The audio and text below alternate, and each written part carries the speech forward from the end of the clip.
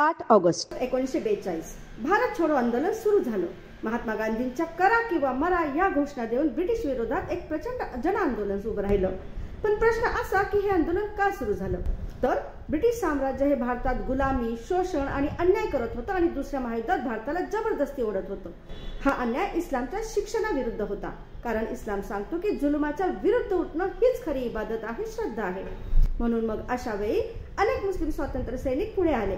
मौलाना अब्दुल कलाम आझाद काँग्रेसचे अध्यक्ष आणि गांधीजींचे निकटवर्तीय, खान अब्दुल गफ्फार खान जे सरहदी गांधी म्हणून ओळखले जातात, अशफाक उल्ला खान, बदरुद्दीन तय्यबजी, रफी अहमद किदवई हे सर्व मुस्लिम क्रांतिकारक ब्रिटिशांविरुद्ध लढले, तुरुंगात गेले, काहींनी फासावर जाऊन आपले प्राणही दिले।